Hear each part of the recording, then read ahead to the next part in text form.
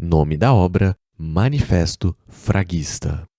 Autor: Luiz Sampaio, arquiliberatus e idealizador do fraguismo. Introdução. Resumo. O fraguismo é uma instituição religiosa descentralizada que busca promover e viver de acordo com nossa crença central. A coerção é antiética.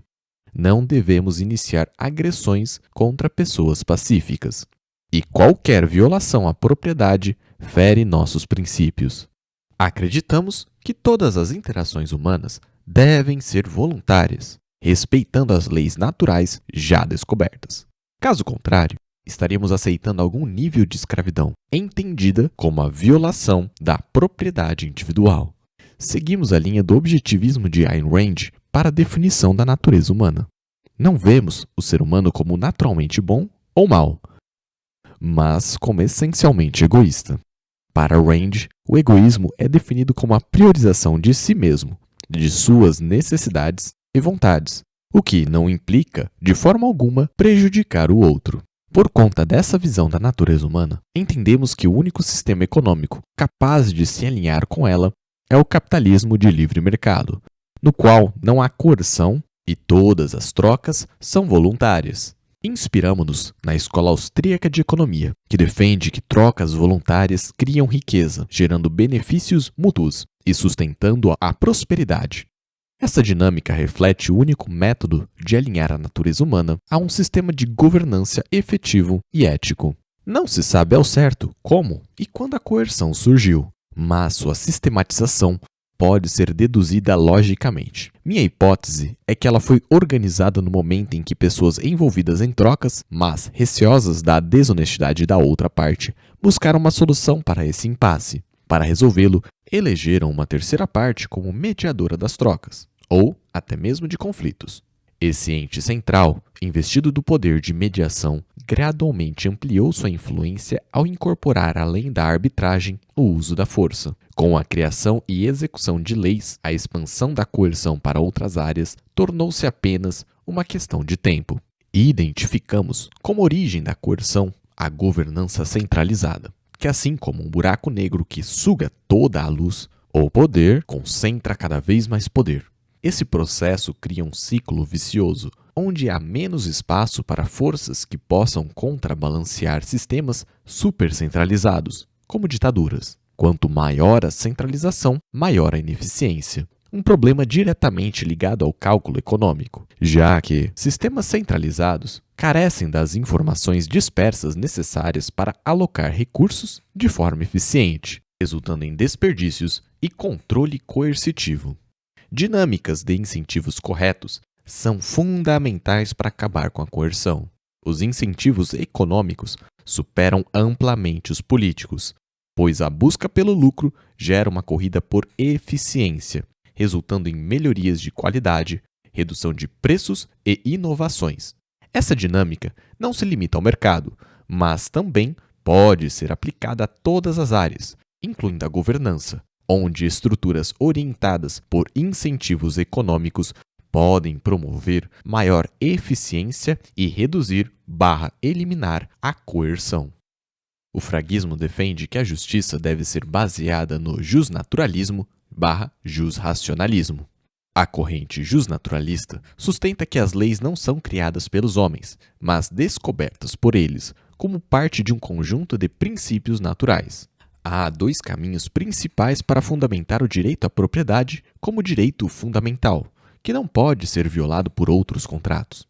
O primeiro é pela ética argumentativa, que demonstra logicamente a impossibilidade de negar a autopropriedade em uma argumentação, já que esta ocorre em um contexto voluntário e livre de coerção. O segundo é pelo princípio da não agressão, PNA, originário da busca de um mínimo comum de regras para uma convivência pacífica. A justiça voluntarista baseia-se no princípio de que não pode violar a propriedade de terceiros. Esse fundamento é essencial para a construção de outros contratos voluntários entre as partes, que também devem respeitar a propriedade e seguir regras contratuais claras. Entre essas regras, destacam-se a necessidade de cláusulas de saída em todo contrato, garantindo a liberdade de desvinculação, e a exigência de que qualquer contrato novo ou modificado tenha a aceitação unânime de todas as partes envolvidas. No contexto atual, com negócios operando em múltiplas jurisdições, a solução mais eficiente para a resolução de conflitos é por meio das câmaras arbitrárias, que oferecem uma abordagem mais ágil e personalizada, alinhada aos princípios voluntaristas.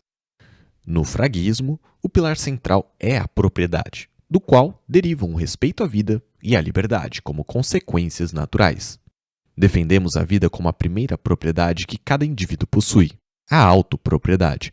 Essa noção estabelece que a propriedade delimita a liberdade. Sua liberdade vai até onde começa a propriedade do outro. Fazemos uma clara distinção entre ética e moral. Para nós, o respeito à propriedade constitui a ética libertária, uma norma de conduta que todas as pessoas devem seguir para garantir uma convivência pacífica. Já a moral refere-se a códigos de conduta individuais, relacionados à crença, fé ou comportamento pessoal. No fraguismo, nosso foco está exclusivamente no pilar ético do respeito à propriedade, tentando nos posicionar sobre questões morais ou metafísicas, que consideramos de foro íntimo. Em um mundo de recursos escassos, há 3 formas de resolver conflitos. Na propriedade comum universal, todos compartilham tudo, mas a falta de direitos exclusivos torna impossível decidir o uso sem coerção. Na propriedade estatal, o controle dos recursos é centralizado no governo, o que, segundo Rothbard, é injusto e ineficiente, concentrando poder em uma elite e violando direitos individuais. Já a propriedade privada, baseada na apropriação original e em trocas voluntárias, ao nosso ver, a única abordagem ética e prática, pois respeita os direitos naturais, reduz conflitos e promove prosperidade. Adotamos o conceito de propriedade lockeana, que estabelece que cada indivíduo é o dono do seu próprio corpo e de tudo que ele usa. Delimita e defende, desde que é adquirido sem o uso de coerção. A apropriação primordial baseia-se no princípio de que os recursos naturais, originalmente sem dono, tornam-se propriedade legítima quando um indivíduo os transforma por meio de seu trabalho. Esse processo, conhecido como homesteading, determina que o primeiro a misturar sua força de trabalho com um recurso, como cultivar a terra ou construir algo, adquire um direito legítimo sobre ele. O fraguismo tem como base ideológica o libertarianismo, mas também se inspira em outras fontes, como o agorismo, criando um compilado de ideias que fundamentam nossa crença e linha de ação. Nosso mantra é o VPL, Vida, Propriedade e Liberdade, como já explicado anteriormente, e ele serve de guia tanto para nossos princípios quanto para nossas práticas. Além disso, alinhamos os incentivos por meio do modelo de DAO, Organização Autônoma Descentralizada, que combina os benefícios do voto proporcional com a automação de contratos inteligentes e a transparência da blockchain.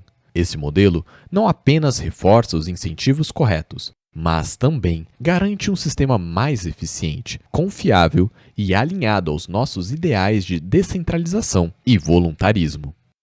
No fraguismo, introduzimos uma hierarquia de 6 níveis para evitar um takeover financeiro, entre parênteses, tomada hostil. Para subir de nível, o fraguista precisa concluir um curso de formação, ser aprovado em uma prova e participar de projetos ou realizar ações que contribuem para o avanço das visões e objetivos da instituição. A cada nível alcançado, o fraguista desbloqueia novas funcionalidades e responsabilidades dentro da organização. A partir do nível 5, ele ganha o direito de votar nos rumos da instituição, em um sistema onde cada token representa um voto. Essa estrutura promove uma governança baseada em incentivos corretos, alinhando meritocracia e descentralização ao propósito ético e organizacional do fraguismo. O Bitcoin é uma ferramenta de extrema importância para os fraguistas, pois representa o retorno a um mecanismo monetário que respeita os princípios aristotélicos do dinheiro, como divisibilidade, durabilidade, portabilidade escassez e aceitação geral. Além disso, está alinhado com as leis econômicas de mercado descobertas pela Escola Austríaca de Economia. Acreditamos que boa parte do problema da coerção poderá ser mitigado com o aumento da usabilidade do Bitcoin, não apenas como reserva de valor, mas também como moeda de troca e ativo de proteção contra inflação e confisco. Sua adoção amplia a liberdade econômica individual, reduzindo a dependência de sistemas financeiros centralizados e coercitivos. Acreditamos que as trocas voluntárias, o uso de tecnologias, a livre associação e a ética libertária são os pilares fundamentais para construir um caminho que permita superar o sistema de governança coercitiva presente nos dias de hoje. Esses elementos criam uma base sólida para uma sociedade mais justa, eficiente e alinhada aos princípios de liberdade e respeito mútuo. Vale ressaltar que o nome fraguismo é uma homenagem a Daniel Fraga, reconhecendo seu ato de bravura ao não se dobrar diante dos atos de coerção praticados contra ele e outros. No entanto, isso não significa que concordamos com todas as suas posições, nem que o cultuamos ou tratamos como uma divindade. Nossa homenagem é em reconhecimento ao seu exemplo de resistência e defesa dos princípios de liberdade e justiça. Respeito à autoridade. Respeito não é um direito, mas uma conquista. Mesmo que você se respeite, outra pessoa pode não fazê-lo. No fraguismo entendemos que não existem crimes contra a honra ou crimes de desrespeito, pois impor soluções para tais questões geralmente envolve violar a propriedade de alguém, algo que vai contra nossos princípios. Qualquer tentativa de conter um desrespeito à honra utilizando coerção ou violação da propriedade seria inconsistente com os valores fraguistas, que priorizam o respeito à propriedade e à liberdade individual como fundamentos éticos. Porém, quando você for interagir com outras pessoas, principalmente outros fraguistas, indicamos que tem uma abordagem construtiva, não levando argumentos de ataque à pessoa, ad hominem, e sim aos argumentos apresentados por ela. Crimes como calúnia, difamação, insultos e fake news seriam melhor resolvidos por meio da descrença da população nas informações falsas e da desassociação voluntária de indivíduos negativos. Em um ambiente descentralizado, o poder está mais distribuído, o que aumenta a capacidade do indivíduo de tomar decisões informadas e de se proteger dessas práticas. Além disso, no fraguismo acreditamos que a responsabilidade é proporcional ao poder adquirido, incentivando ações mais éticas e transparentes em um sistema de governança voluntária e descentralizada. Com a abundância de informações nos dias de hoje, um princípio se destaca como essencial: o princípio da descrença. Não confie, verifique. Por isso, este manifesto começa com a frase: não acredite em nada, nem mesmo no que for dito aqui. Verifique. Esse princípio não apenas incentiva a busca pela verdade, mas também alerta aos perigos da idolatria a escritores, pensadores e inventores. A admiração excessiva pode cegar o senso crítico e comprometer a capacidade de avaliar ideias de forma independente. No fraguismo, valorizamos a análise criteriosa e a responsabilidade individual na busca pelo conhecimento.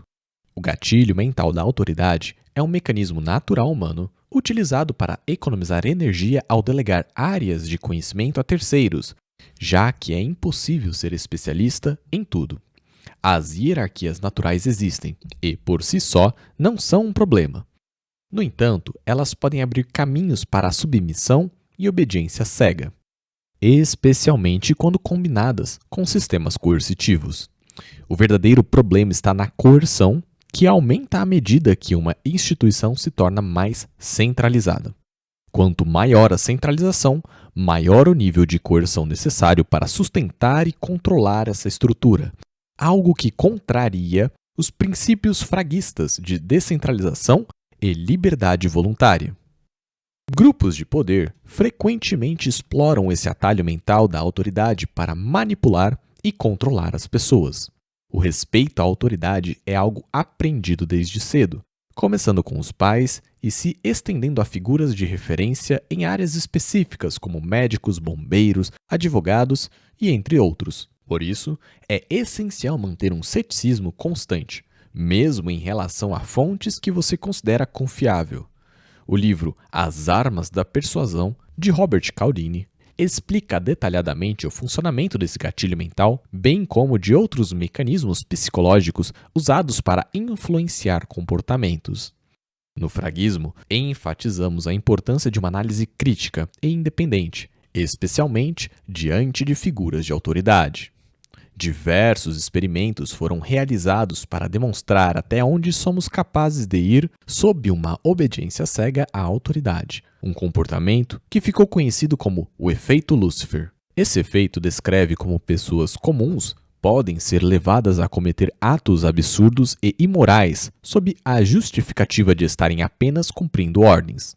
Um exemplo emblemático é o experimento de Milgram, onde participantes acreditavam estar administrando choques elétricos intensos em uma cobaia humana. A maioria dos participantes seguiu até a última carga do experimento, motivada apenas pela afirmação da figura de autoridade de que ela assumiria total responsabilidade. Esse experimento revela o quão perigosa pode ser a obediência à crítica, destacando a importância de um ceticismo ativo e da responsabilidade individual para resistir a sistemas autoritários. Um dos fatores que leva as pessoas ao anarcocapitalismo é o ato contínuo de questionar. Essa busca incessante por respostas desperta a descrença e a curiosidade como forças motrizes, impulsionando o indivíduo a desafiar as narrativas dominantes e a aprofundar seu entendimento sobre o mundo.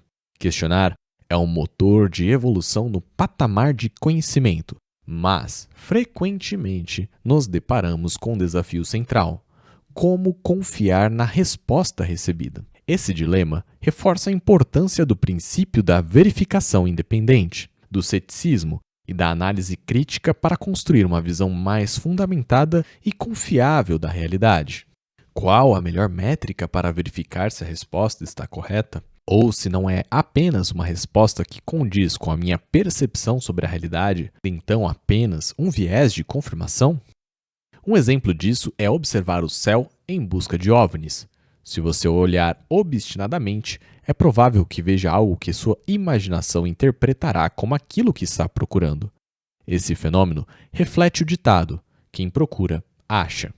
Assim, é fundamental adotar critérios objetivos para avaliar a validade de uma resposta, indo além de nossas predisposições e interpretações pessoais. A matéria com maior potencial para estimular esse tipo de raciocínio é a lógica.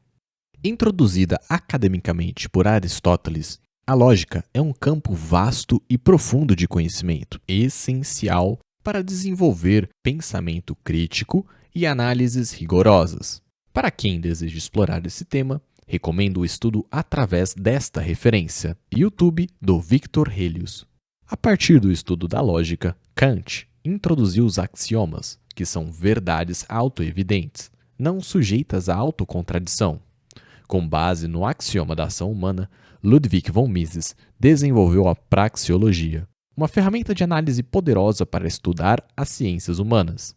A praxeologia se destaca especialmente em áreas onde o método científico não pode ser aplicado, como em experimentos que não é possível o isolamento de variáveis e na replicação exata de experimentos. Essa abordagem oferece uma compreensão mais robusta das ações humanas e suas implicações, respeitando a complexidade inerente à natureza social e econômica. Economia. Quando pensamos em economia, frequentemente imaginamos homens de terno em corretoras de bolsa negociando ativos. Mas será que é só isso que define a economia?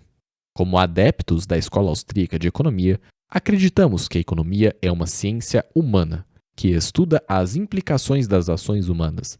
Definimos a economia como a ciência que analisa a escassez e suas consequências sobre as tomadas de decisão. Cada escolha implica em renúncias, pois não é possível realizar tudo ao mesmo tempo. Para cada ação tomada, inúmeras outras possibilidades deixam de ser executadas. Até mesmo a inação é uma escolha econômica.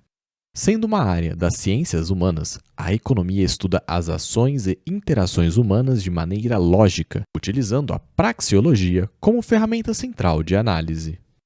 Karl Menger, por meio do marginalismo, trouxe a ideia de que o valor é subjetivo, um conceito que se tornou a base essencial para o desenvolvimento da Escola Austríaca de Economia. Essa noção foi crucial para compreender que trocas voluntárias geram riqueza, já que uma troca só ocorre se ambas as partes acreditarem que será benéfica para elas. Em outras palavras, ambas se beneficiam de uma troca voluntária. Esse ponto é fundamental para refutar a visão equivocada de que, na economia, para alguém ganhar, outro precisa perder. Afinal, economia não é um jogo de soma zero. Ludwig von Mises deu continuidade ao desenvolvimento da Escola Austríaca de Economia, introduzindo uma ferramenta fundamental chamada praxeologia. Ele argumentou que, devido à grande diversidade dos seres humanos e à constante mudança de suas preferências, é ineficiente tratar a economia como uma ciência exata. Isso ocorre porque não é possível isolar variáveis nem aplicar o método científico com precisão. Mises defendeu que a análise econômica deveria se concentrar no estudo da ação humana, entendendo que é por meio das escolhas e interações dos indivíduos que as dinâmicas de incentivos econômicos podem ser compreendidos de forma lógica e coerente. Os estudos de Ludwig von Mises evidenciam que o planejamento central é inerentemente ineficiente, pois as preferências das pessoas variam constantemente com o tempo e o lugar. Quanto menor o grupo de indivíduos tentando decidir pelos demais, seja pela sociedade, um país ou qualquer conjunto de pessoas, maior será a ineficiência. Além da dificuldade em acompanhar as mudanças contínuas das preferências individuais, o planejamento central impõe coerção, tornando as trocas involuntárias. Isso elimina o benefício mútuo que caracteriza as trocas voluntárias e resulta em interações e alocações de recursos marcadas pela ineficiência e desperdício. Além da ineficiência, gerada pelo fato de entes centrais não conseguirem determinar os interesses individuais, o planejamento central também cria dinâmicas de incentivos perversos.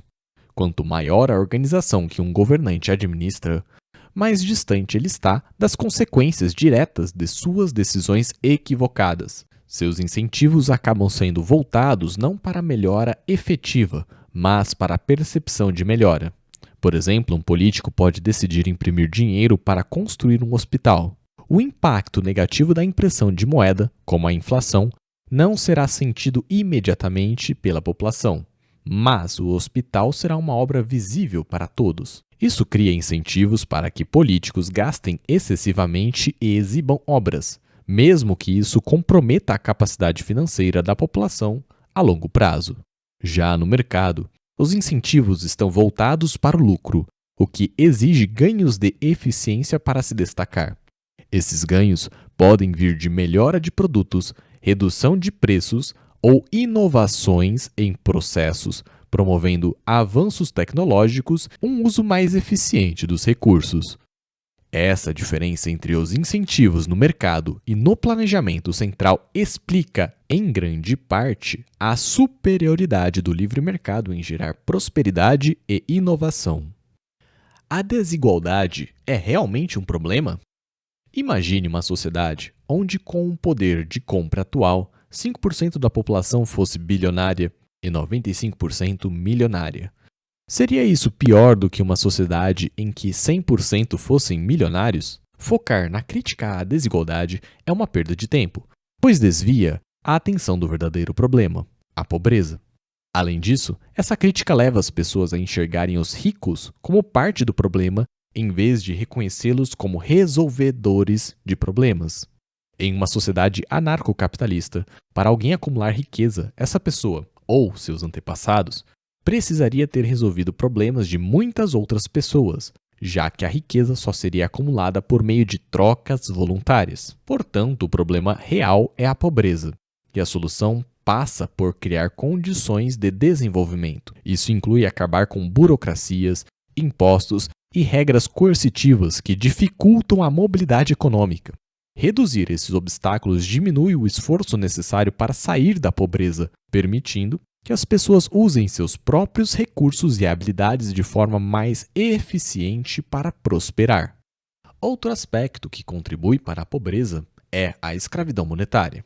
A depreciação da moeda cria uma falta de incentivo para poupar, já que o dinheiro perde valor ao longo do tempo e os preços dos bens e serviços aumentam constantemente. Esse fenômeno gera uma pressão para que as pessoas gastem o dinheiro o mais rápido possível, antes que ele perca ainda mais valor. A causa principal desse problema é um imposto invisível, conhecido como imposto inflacionário. O termo inflação foi distorcido ao longo do tempo por acadêmicos e operadores do mercado coercitivo, banqueiros, economistas, gestores de fundos e políticos, passando a significar apenas o aumento de preços. No entanto, a escola austríaca de economia define inflação como aumento da base monetária, criação de dinheiro, que, por sua vez, dilui o valor da moeda e resulta no aumento dos preços dos bens e serviços. Essa diferença conceitual é crucial porque muda o foco da culpa. Se a inflação for tratada como aumento de preços, os culpados parecem ser os empresários, que muitas vezes culpam os fornecedores. Porém, quando entendemos a inflação como a criação de dinheiro, os verdadeiros responsáveis tornam-se claros: políticos e banqueiros. O dinheiro criado por políticos e banqueiros não entra na economia de forma uniforme. Ele flui de cima para baixo, beneficiando primeiro aqueles mais próximos da fonte desse novo recurso. Essas pessoas têm um poder de compra maior temporariamente, podendo gastar antes que os preços das mercadorias sejam reajustados. Esse processo faz com que o imposto inflacionário afete desproporcionalmente os mais pobres, que estão mais distantes da fonte do dinheiro novo e sentem os efeitos da inflação sem se beneficiar dos recursos adicionais. Esse fenômeno é uma das consequências da coerção. Resolver esse pilar é essencial, pois criará as condições necessárias para abordar e solucionar outros problemas, inclusive o da governança, que é o objetivo prioritário do fraguismo. O que deve ser feito? Introdução. Você já sabe que qualquer tipo de coerção é errada, mas talvez já tenha acreditado que alguma forma dela era necessária. Foi apenas após muitos questionamentos e estudos que descobriu não apenas que a coerção é eticamente errada, mas também desnecessária e ineficiente. Ter essa percepção pode ser aterrorizante. No momento em que você percebe que está tudo errado, o peso do mundo parece cair sobre seus ombros. É comum sentir uma profunda desmotivação. Para que trabalhar se estarei sustentando a coerção? Para que estudar se a academia está dominada por ideias pró-coerção? Para que viver se tudo está errado e parece não ter solução? Esses pensamentos passaram pela minha cabeça, mas quero que saiba, não está tudo perdido. Se você despertou, outras pessoas também podem despertar. Deixe para trás essa fase de anarcodepressivo e comece a pregar o PNA, princípio da não agressão. Lembre-se de que cada ação sua, por menor que pareça, pode ser um passo importante na construção de um mundo mais livre e justo. Você vai perceber que essa jornada de pregar o PNA será mais desafiadora do que pode imaginar. A maioria das pessoas está tão envolvida nas narrativas dominantes que dificilmente estará aberta a ouvir o que você tem a dizer. Mas é justamente para aquelas poucas que estão dispostas a escutar que vale a pena dedicar sua energia. Para isso, é fundamental se preparar. Para isso, no fraguismo, criamos uma jornada educacional para ajudá-lo a entender e construir uma base sólida de argumentação. Durante essa fase inicial, que chamamos de anarcochato, é comum cometer excessos, discutir com amigos e familiares e se frustrar ao vê-los defender ideias absurdas. Para facilitar essa transição, trago duas passagens de conhecimento que podem oferecer perspectiva. Ouçam! Um lavrador saiu para semear. Enquanto espalhava sementes pelo campo, algumas caíram à beira do caminho, e as aves vieram e as comeram. Outras sementes caíram em solo rochoso, e não havendo muita terra, germinaram rapidamente, mas as plantas logo murcharam sob o calor do sol e secaram, pois não tinham raízes profundas. Outras sementes caíram entre espinhos, que cresceram e sufocaram os brotos, sem nada produzirem. Ainda outras caíram em solo fértil e germinaram, cresceram e produziram uma colheita 30, 60 e até 100 vezes maior que a quantidade semeada. Então disse ele: quem tem ouvidos para ouvir, ouça com atenção. E por fim, as vozes da sabedoria só se abrem aos ouvidos do entendimento. Essas lições nos ensinam que nem todos estão prontos para ouvir, mas aqueles que estão podem fazer a diferença. Concentre sua energia no solo fértil e os frutos do seu esforço serão multiplicados. Não cabe a você engolir a comida pela pessoa. Seu papel é levar a semente. Se a pessoa se mostrar aberta, explique e guie, mas sempre de forma eficiente, gastando sua energia com sabedoria. Focar nas pessoas que estão dispostas a aprender trará muito mais felicidade do que desperdiçar energia tentando convencer aqueles que só buscam ridicularizá-lo. Traga essas pessoas para o fraguismo. Pensando nisso, criamos a jornada educacional para auxiliar tanto você quanto aqueles que você está tentando trazer para o lado amarelo e preto da força. É possível que, em algum momento, você se frustre e entre na fase anarco-individualista, pensando: já que ninguém me escuta, vou morar no meio do mato, plantar minha comida, comprar meus bitcoins e os outros que se lasquem. Esse caminho pode parecer tentador, mas eventualmente pode surgir uma angústia no peito, acompanhada por um pensamento inquietante.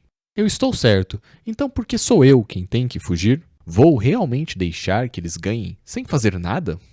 Esse momento de reflexão pode ser o ponto de virada para redirecionar sua energia e se reconectar com a missão de promover a ética e contribuir para uma mudança positiva. Munido desse sentimento, você percebe que precisa agir. Talvez crie uma página para divulgar conteúdo, entre na política ou busque outras formas de ser efetivo. Foi pensando exatamente nesse ponto que criamos o fraguismo, uma instituição com o propósito de acabar com a coerção. Aqui você pode nos ajudar, e nós iremos ajudá-lo também. Então, o que fazer? O primeiro passo é unir esforços, aprender, ensinar e contribuir para a construção de um mundo baseado em liberdade, respeito à propriedade e interações voluntárias. Junte-se a nós nessa missão. Você pode nos ajudar de várias formas e em diversos flancos.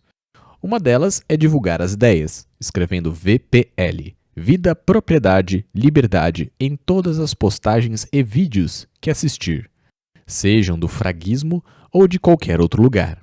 O objetivo é transformar a VPL na nossa marca, espalhá-la para atrair novas pessoas e consolidar a força do nosso projeto. Você também pode contribuir ensinando e aprendendo, marcando presença em eventos, participando do curso educacional ou criando projetos que ajudem a avançar as ideias do fraguismo. Outra forma é bitcoinizar pessoas e comércios, explicando os benefícios dessa ferramenta para a liberdade financeira. Lembre-se de informar sempre que fizer algo para promover as ideias da liberdade, para acumular pontos e subir na hierarquia do fraguismo, fortalecendo ainda mais nossa comunidade e propósito. As linhas de atuação do fraguismo abrangem os seguintes campos: educacional, cultural, informativo, comercial, monetário, tecnológico, jurídico e político. Cada um desses campos é essencial para alcançar nossos objetivos, e todos possuem um papel crucial no avanço das ideias de liberdade e do PNA. Em cada linha, vislumbramos iniciativas específicas para criar impacto e promover mudanças reais. Você pode contribuir de diversas formas, com tempo, dedicando-se a ações e projetos, com conteúdo, ajudando a criar materiais que fortaleçam nossa mensagem, com presença, participando de eventos e discussões, ou com dinheiro, financiando as atividades e ampliando nosso alcance. Todos esses elementos serão necessários para que possamos avançar juntos. A seguir, detalharemos o que vislumbramos para cada campo de atuação: educacional, informacional e cultural. O educacional fraguista tem como objetivo principal preparar a comunidade intelectualmente, informar não fraguistas sobre nossas ideias e atrair novos participantes para o movimento. A formação interna inclui o curso de formação fraguista, uma coletânea de livros que proporciona profundidade ao conhecimento dos participantes, além de vídeos de apoio e meetups para discussões de obras específicas. Além disso, o educacional também busca capacitar pessoas para o mercado de trabalho, oferecendo certificações e garantindo a qualidade dos profissionais formados. Essa abordagem une o desenvolvimento intelectual e prático, promovendo tanto a expansão do fraguismo quanto o fortalecimento de indivíduos na busca por liberdade e autonomia. Além das formações, o fraguismo tem como objetivo produzir conteúdos educativos em diversas áreas, ampliando o alcance das ideias de liberdade e do PNA. Esses conteúdos são desenvolvidos de forma estratégica, integrando esforços com produções culturais e informativas, em conjunto com o marketing do fraguismo. Essa sinergia fortalece a mensagem, garantindo que ela alcance diferentes públicos de maneira eficaz e engajadora. Projetos sociais também serão incentivados no fraguismo, com destaque para iniciativas como o Crie Valor. Esse projeto tem como objetivo promover a educação financeira para jovens, por meio de uma gincana de empreendedorismo que inclui ensinamentos básicos sobre a economia austríaca. A intenção é plantar sementes de conhecimento e liberdade na próxima geração, ao mesmo tempo em que se gera uma imagem positiva do fraguismo, mostrando que nossas ideias podem trazer impacto real e construtivo para a sociedade. Monetária, comercial e tecnologia. A maior forma de coerção ocorre por meio do imposto inflacionário, causado pela impressão de dinheiro realizada por políticos e banqueiros. O efeito Cantillon ilustra como esse mecanismo é usado pelos emissores de moeda para diluir o poder de compra das pessoas que utilizam essa moeda. Esse fenômeno ocorre porque, quanto mais moedas são colocadas no mercado, menor é o valor apreciado por cada unidade monetária. No entanto, as novas moedas não entram de forma uniforme na economia, nem chegam para todos simultaneamente. A entrada inicial das novas moedas beneficia governantes e pessoas ou empresas próximas a eles, permitindo que gastem antes que os preços sejam reajustados no mercado. Isso concede um poder de compra artificialmente maior a esses emissores, em detrimento da população em geral. Esse efeito não se limita às economias locais. Os Estados Unidos utilizam esse fenômeno para escravizar economicamente os usuários do dólar, incluindo outros países. A teoria do dólar milkshake demonstra como a política monetária dos Estados Unidos drena recursos de outras economias, consolidando o poder financeiro americano à custa de nações menos privilegiadas. O Bitcoin tem se mostrado uma ferramenta extremamente eficiente para enfrentar os desafios monetários e comerciais. Com ele, é possível eliminar o risco de confisco, em caso de autocustódia, e preservar capital contra a impressão desenfreada de moeda. Nos últimos 5 anos, houve um aumento de 115,61% na base monetária, o que significa que mais da metade do dinheiro em circulação foi criado nesse período. Isso implica que, para manter seu poder de compra, seria necessário alcançar uma rentabilidade superior a 2% ao mês, uma taxa difícil de atingir tanto em renda fixa quanto em renda variável.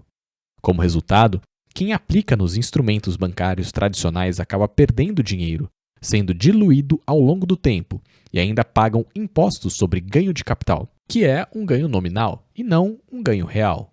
Essa contínua depreciação da moeda é agravada pela falta de incentivos corretos para a poupança promovida pelos governantes coercitivos. Além disso, os países estão engajados em uma espécie de guerra financeira, ou guerra de colaterais, criando ativos sintéticos uns dos outros, o que acelera ainda mais a depreciação monetária mútua. Nesse contexto, surge a inevitável pergunta: o que fazer? O uso de Bitcoin como reserva de valor e moeda alternativa oferece uma solução prática e eficiente, protegendo indivíduos e comunidades das dinâmicas inflacionárias e de controle coercitivo das moedas tradicionais.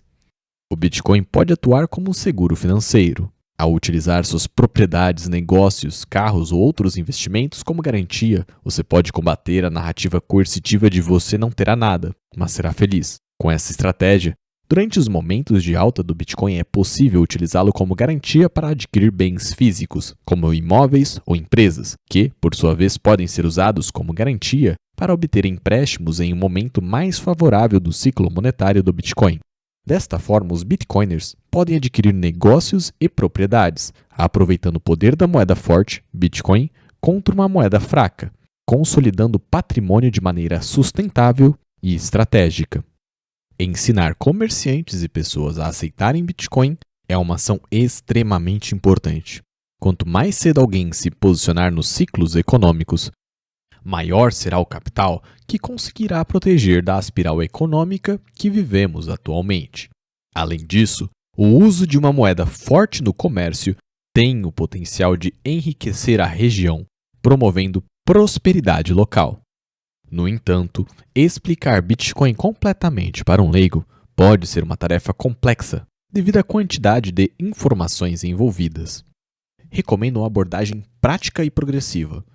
Comece incentivando a aceitação do Bitcoin via Lightning Network, uma solução rápida e de baixo custo para transações iniciais.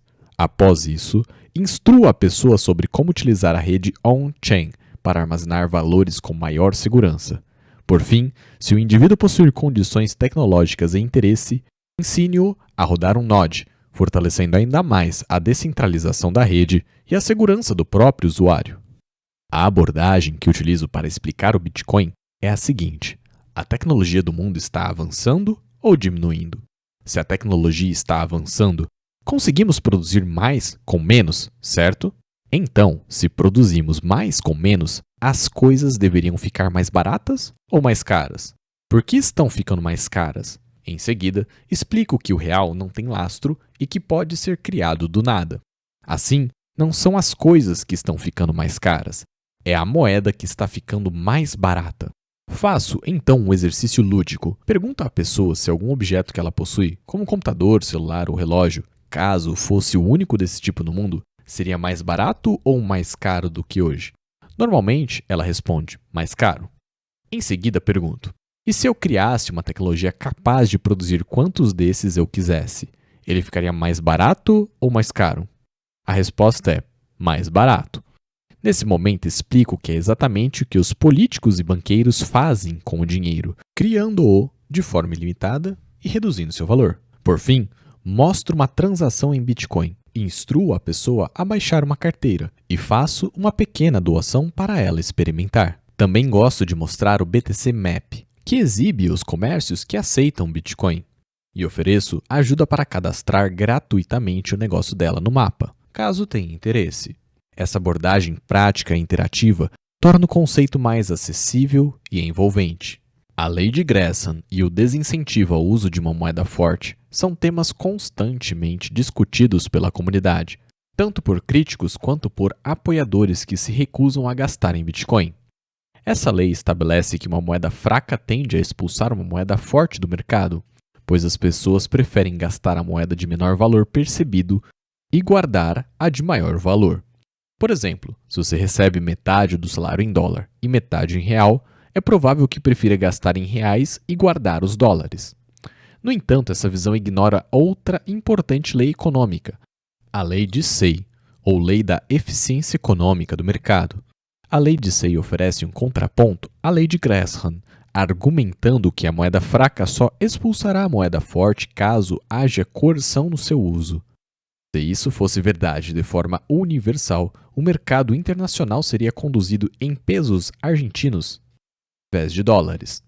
Quando há liberdade de escolha, o comerciante tende a optar pela moeda que considera mais vantajosa para receber. Para incentivar a adoção do Bitcoin, uma estratégia interessante é que os Bitcoiners ofereçam descontos para pagamentos realizados em Bitcoin, da mesma forma que alguns comerciantes oferecem descontos para pagamentos em dinheiro vivo. Essa prática incentiva a circulação do Bitcoin como moeda, ajudando a consolidar sua aceitação no mercado e sua utilidade prática. Uma crítica comum ao Bitcoin é que ele não é amplamente utilizado como meio de troca, devido à sua volatilidade alta. No entanto, esse problema já foi pensado e resolvido pelo próprio processo de halving do Bitcoin. Os validadores da rede são recompensados a cada 10 minutos com novos Bitcoins criados, mas a cada 4 anos, a quantidade de Bitcoins emitidos é reduzida pela metade. Esse mecanismo não só gera ciclos de mercado, mas também desempenha um papel importante na adoção. Quanto maior o número de usuários, menor a volatilidade do Bitcoin. Além disso, a redução gradual na quantidade de bitcoins criados impacta cada vez menos o mercado. Para entender esse conceito, podemos fazer uma analogia com ondas no mar. Imagine que inicialmente o mar tinha ondas de 50 metros. Após 4 anos, as ondas caem para 25 metros, depois para 12,5 metros, depois 6,25 e assim por diante. Essa redução das ondas ilustra como o processo de halving diminui a volatilidade do Bitcoin ao longo do tempo, facilitando sua adoção como moeda. Esse ciclo cria um efeito positivo cumulativo.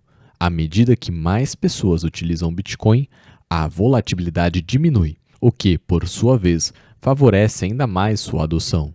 Com um aumento no número de transações e usuários, o Bitcoin se torna progressivamente mais estável e prático como meio de troca, acelerando a transição para um uso generalizado.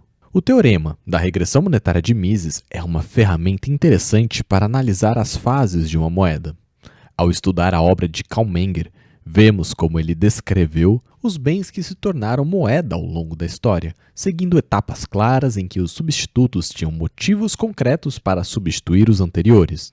No início, o escambo era utilizado como mecanismo de troca, mas era exatamente ineficiente. Além de apresentar dificuldade para estabelecer preços, ele dependia de uma coincidência de desejos. O vendedor de maçãs precisava querer peixe para que a troca ocorresse. Para superar essas limitações, as pessoas passaram a utilizar bens amplamente demandados e que preservavam valor ao longo do tempo, como o sal, que era fácil de armazenar e não se deteriorava rapidamente. No entanto, com a descoberta de métodos mais eficientes de produção, o sal foi inundado no mercado, perdendo sua condição de reserva de valor. Assim, ele foi substituído pelos metais, que possuíam melhores características monetárias.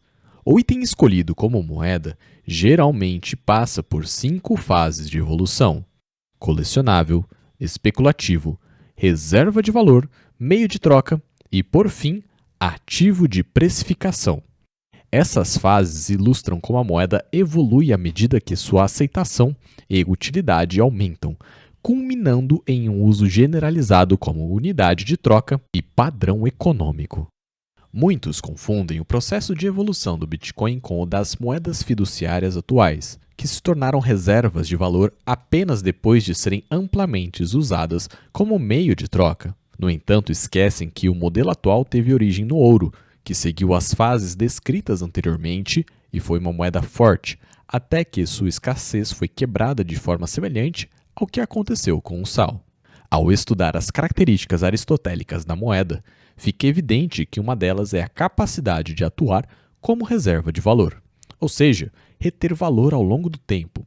Isso diferencia uma moeda sólida de uma moeda fraca ou inflacionária, como as fiduciárias modernas, que são constantemente depreciadas pela criação ilimitada de novas unidades. O Bitcoin, ao respeitar essa característica essencial, recupera a função monetária que foi corroída pelo abandono de moedas fortes, como o ouro. Atualmente, o Bitcoin encontra-se na fase de reserva de valor, e sua volatilidade ainda dificulta o uso como moeda corrente no dia a dia. No entanto, vários projetos estão surgindo para acelerar essa migração, como Praia Bitcoin, Bitcoin é aqui em Rolante, Montanha Bitcoin, Bitcoin Forte, Horizonte Bitcoin, RG Bitcoin, Palavra de Satoshi, GoBTC e entre outros. Você pode contribuir para essa campanha ao ensinar outras pessoas a aceitarem Bitcoin. Uma abordagem simples é sempre perguntar se a pessoa ou o comércio aceita Bitcoin. Mesmo recebendo muitos nãos, você eventualmente receberá um sim. Além disso, Sua pergunta pode ser um gatilho para despertar o interesse da pessoa na necessidade de adotar Bitcoin. Antes que o Bitcoin se torne amplamente usado como moeda, é possível que haja um breve período em que a economia funcione predominantemente com stablecoins de dólar. Essas moedas digitais representam um passo em direção à digitalização de ativos, mas ainda operam dentro de um sistema confiscável e fortemente vinculado à emissão controlada pelo dólar. Esse cenário, embora transitório, reforça a importância de educar e expandir o uso do Bitcoin como uma alternativa descentralizada e soberana. Outras críticas comuns ao Bitcoin dizem respeito à falta de privacidade e a instituições coercitivas usarem ele. No quesito de privacidade, o Bitcoin já conta com protocolos de segunda camada que visam resolver essas questões, proporcionando transações mais privadas e eficientes. Quanto às instituições coercitivas usarem, isso não deve ser visto como uma falha, mas como uma aplicação da teoria dos jogos. Quanto mais exposição o Bitcoin ganha, menor é o incentivo para tentar acabar com ele, pois ele se torna um ativo amplamente utilizado e aceito até mesmo pelas instituições coercitivas. Além disso, o Bitcoin oferece uma solução prática para o problema da dominância americana sobre moedas nacionais usadas no comércio global. No entanto, é fundamental ressaltar a importância de ter a custódia do seu ativo. Se os seus bitcoins não estão sob sua posse direta, você está sujeito ao risco de confisco, como ocorre com moedas fiduciárias.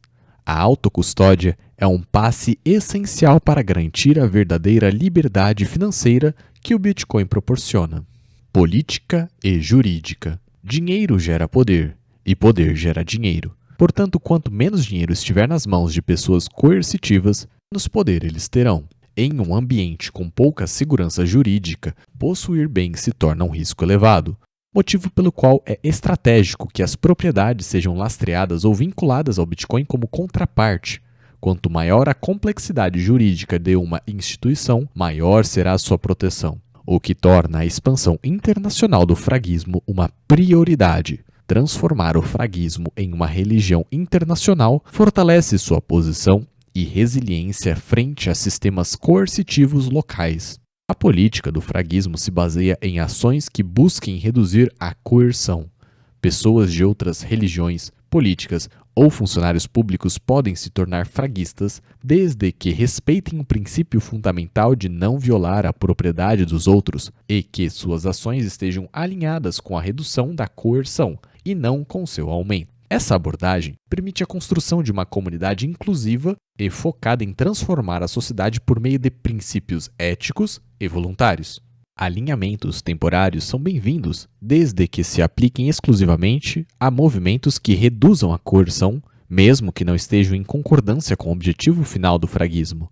Não acreditamos no caminho da força ou na política como solução. Acreditamos que a verdadeira mudança vem do mercado e da otimização de tecnologias anti-coerção.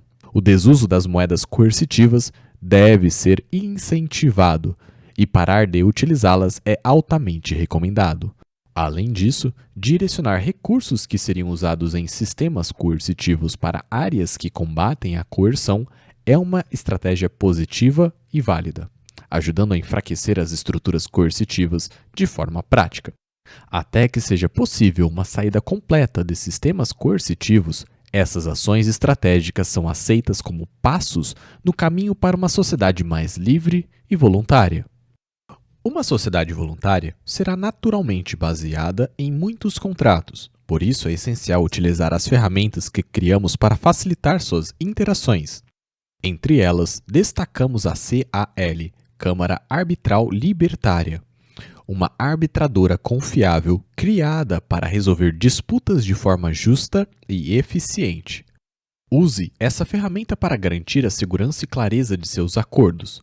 Sempre que possível, evite depender exclusivamente de acordos verbais, pois muitos conflitos surgem justamente pela falta de formalização. Traga seus acordos para o papel, estabelecendo regras claras que possam ser referenciadas em caso de divergência.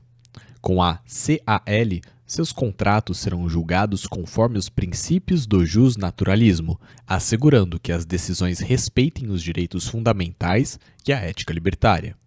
Faça bom uso dessa estrutura para fortalecer suas relações e proteger seus interesses. Ajuda fraguista. Seu dinheiro é um elogio sincero, representando o resultado do seu tempo e energia. Quando você decide onde consumir, está efetivamente votando a favor daquele estabelecimento. Por isso, priorize consumir de fraguistas. Se um fraguista oferecer o mesmo preço e qualidade que um não fraguista, dê preferência aos fraguistas. É importante também se conectar com outros fraguistas da sua região. Encontros regulares devem ser incentivados para fortalecer os vínculos entre os membros da comunidade, criando redes de confiança e colaboração. No entanto, lembre-se de que, mesmo dentro do fraguismo, nem todas as pessoas serão completamente confiáveis. Por isso, ao realizar qualquer negócio, formalize acordos por meio de contratos, garantindo segurança e clareza para ambas as partes. Assim, você contribui para uma comunidade mais forte, ética e colaborativa. Criamos a hierarquia do fraguismo para que os membros possam aprender gradualmente a cultura do fraguismo e adquirir os conteúdos fundamentais que consideramos essenciais para um fraguista. A hierarquia permite discriminar positivamente as pessoas com base nos níveis e cursos que concluíram dentro da instituição, promovendo meritocracia e alinhamento com nossos valores. À medida que você sobe na hierarquia, novas funcionalidades são desbloqueadas, ampliando sua participação e benefícios dentro da comunidade. Um exemplo disso é a possibilidade de, ao atingir um determinado nível, solicitar ajuda financeira ao fraguismo, fortalecendo o apoio mútuo entre os membros. Essa estrutura foi desenhada para garantir que cada fraguista contribua de forma significativa e receba suporte conforme sua dedicação e alinhamento com os princípios da instituição. O que não deve ser feito? Idolatria. Tenha cuidado com respeito à autoridade, seja ela de influencers, autores, médicos, cientistas, seguranças, advogados, juízes, clérigos ou qualquer outra figura.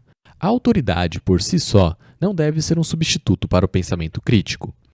Utilize a lógica racional como farol para guiar seus questionamentos e análises, sempre buscando entender e verificar as informações de forma independente, sem ceder à obediência cega ou à idolatria.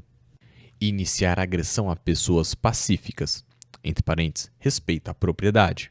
Sempre se pergunte: essa ação que estou fazendo está causando dano à propriedade de outra pessoa? Isso inclui tanto a autopropriedade, o corpo, quanto propriedades externas ao corpo. Caso você perceba que violou a propriedade de alguém, busque um ressarcimento amigável. No entanto, alcançar justiça pode ser desafiador, especialmente porque ambas as partes tendem a priorizar seus próprios interesses. Nesses casos, a presença de mediadores pode ser necessária.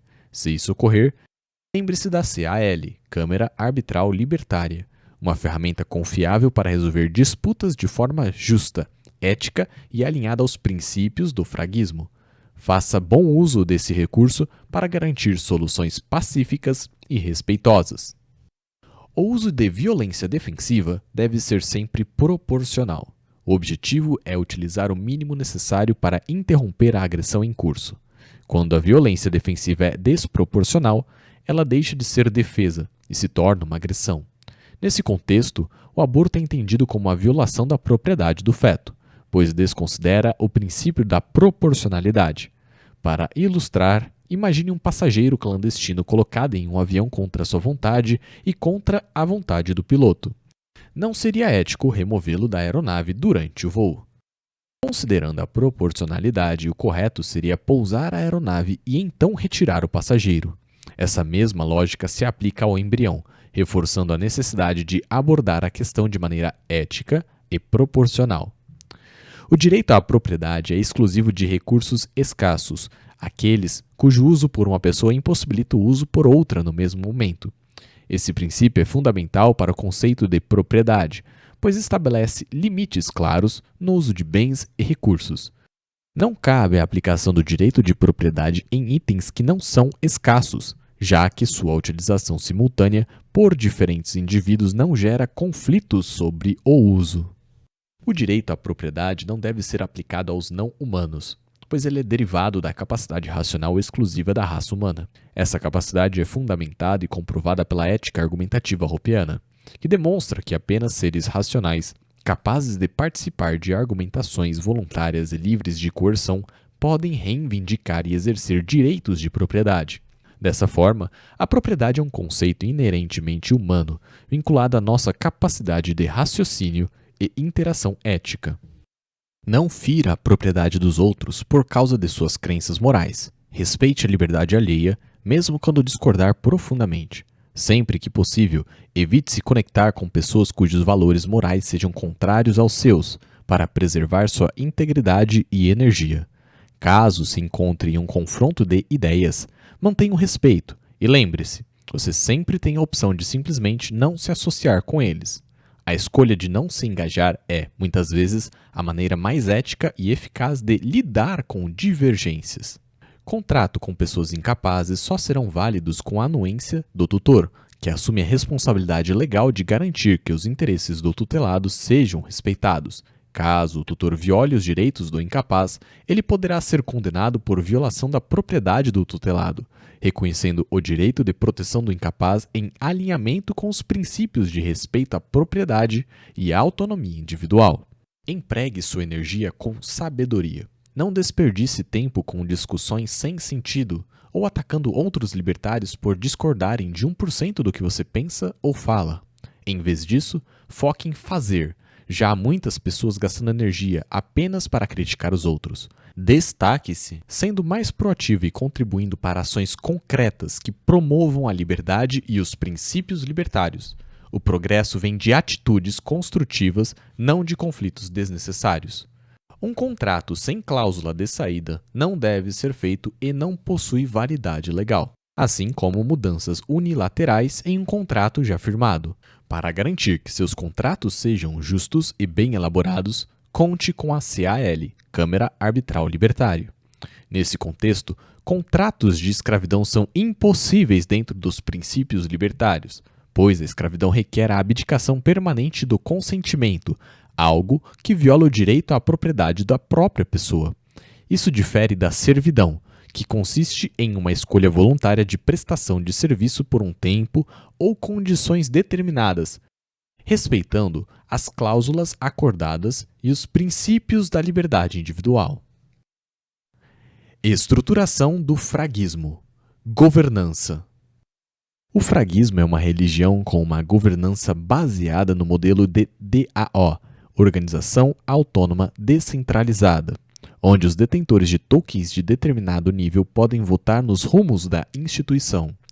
Esse sistema garante que a governança não seja coercitiva, mantendo-se alinhada com os princípios e a fé dos participantes. A estrutura foi cuidadosamente projetada para criar incentivos corretos e evitar concentrações de poder, promovendo uma gestão descentralizada e justa. A automatização dos processos, além de tornar o sistema mais ágil e menos burocrático, elimina a possibilidade de corrupção, pois a blockchain utilizada é pública e totalmente auditável. Esse modelo reforça os valores de transparência, eficiência e respeito à liberdade individual que fundamentam o fraguismo. No sistema de governança do fraguismo, decisões sobre recursos, cargos, direções estratégicas, projetos a serem apoiados e empresas a serem contratadas são tomadas por meio desse modelo descentralizado. Não existem cargos perpétuos e qualquer pessoa pode ser realocada de sua função, conforme as necessidades e os votos da comunidade. Os votos não seguem um modelo democrático, mas sim um sistema proporcional, onde cada token representa um voto. Para evitar monopólios e concentrações excessivas de poder, existe um limite de poder de voto por pessoa ou entidade. Os percentuais máximos que um guardião tem numa votação diminuem quanto mais guardiões estiverem votando. De 5 a 9 guardiões votantes, o máximo de poder de voto é 25% por guardião. De 10 a 15 guardiões votantes, o máximo de poder de voto é 20% por guardião. De 16 a 20 guardiões votantes, o máximo de poder de voto é 15% por guardião. A partir de 21 guardiões votantes, o máximo de poder de voto é 10% por guardião. Além disso, apenas os detentores de tokens dos níveis Guardiões Mais têm direito a votar, garantindo que somente os membros mais engajados e comprometidos participem das decisões. Esse modelo reforça a descentralização, a transparência e a ética na governança do fraguismo. Hierarquia. A hierarquia do fraguismo é dividida em 6 níveis: aprendiz, escudeiro, cavaleiro, conselheiro, guardião e VPL. Cada nível garante acesso às informações e responsabilidades do próximo nível, incentivando o aprendizado contínuo e o engajamento com a comunidade. Não haverá burocracia ou politicagem para subir de nível. Assim que uma pessoa atingir as condições necessárias, ela será automaticamente promovida, sem depender de aprovação subjetiva. Além disso, não há limite do número de pessoas em cada nível, garantindo que qualquer membro que cumpra os requisitos tenha a oportunidade de avançar na hierarquia e contribuir de forma mais significativa com a instituição. As exigências para subir de nível na hierarquia do fraguismo são baseadas em 2 critérios: conhecimento e participação. No critério de conhecimento, a pessoa deve concluir o curso da formação fraguista, que oferece um sólido entendimento das ideias alinhadas com o fraguismo e permite ao aluno absorver sua cultura. Ao final, uma prova de conhecimento é aplicada para avaliar o discernimento do participante, garantindo que, ao votar nos rumos da instituição, ele esteja alinhado ideologicamente. Durante o processo, tutores acompanham os alunos, tiram dúvidas e os motivam a buscar crescimento intelectual. Essa etapa é chamada de POK, Prova de Conhecimento. O segundo critério é a participação, chamada de POW, Prova de Trabalho. Cada ato realizado em prol do fraguismo gera pontos que contribuem para o avanço na hierarquia. As ações incluem, mas não se limitam a participar de reuniões, palestrar, chamar novas pessoas para o fraguismo, bitcoinizar comércios e pessoas, ou qualquer atividade que promova as crenças fraguistas. Para receber esses pontos, basta enviar a comprovação da atividade ao tutor do educacional, que registrará a contribuição. Esse sistema incentiva engajamento prático e intelectual, fortalecendo a comunidade e seus valores. É fundamental que os fraguistas avancem na hierarquia do projeto. Quanto mais fraguistas qualificados estiverem votando nos rumos da instituição, mais descentralizada e alinhada aos incentivos corretos ela se tornará. A participação ativa na governança fortalece a estrutura do fraguismo, garantindo que as decisões reflitam os princípios de liberdade, voluntarismo e respeito à propriedade que fundamentam a instituição. Projetos. Para saber mais sobre nossos projetos, acesse nosso site e confira o roadmap atualizado, ou entre em contato com alguém que faça parte do projeto, que poderá lhe fornecer todas as informações necessárias. Nossa intenção principal é acabar com a coerção, e todos os projetos apoiados pelo fraguismo estarão diretamente vinculados a essa nossa fé e propósito. Cultura fraguista. Os fraguistas têm um símbolo de comprimento que representa a quebra do infinito, simbolizando o rompimento com o sistema coercitivo que escraviza a humanidade. Vivemos atualmente em um ciclo que oscila entre mais e menos coerção. Mas o fraguismo acredita que é possível construir um caminho para uma sociedade voluntária. Essa quebra do infinito é representada por 2 partes. O alfa 3, feito com a mão direita, representa o agorismo, enquanto os 3 pilares fraguistas emergem do alfa: vida, propriedade e liberdade. O alfa também simboliza a anarquia. Já o C, feito com a mão esquerda, representa o capitalismo, que completa o conceito. Assim, quando um fraguista cumprimentar você com o alfa 3 usando a mão direita, responda com o C usando a mão esquerda, reforçando os princípios do fraguismo e o compromisso com a construção de uma sociedade livre e voluntária. No fraguismo, temos uma frase que resume bem nossa cultura. Vamos focar no que nos une e menos no que nos diferencia. Vamos fazer mais e falar menos. Acreditamos que cada pessoa segue o caminho que considera melhor para si. E, como fraguistas, buscamos fazer o melhor que acreditamos ser possível para viver de acordo com nossa fé e princípios. Essa mentalidade nos guia na construção de uma comunidade unida, baseada na ação e no respeito mútuo. No fraguismo, buscamos sempre manter o respeito em nossas discussões internas, reconhecendo que debates construtivos fortalecem nossa comunidade.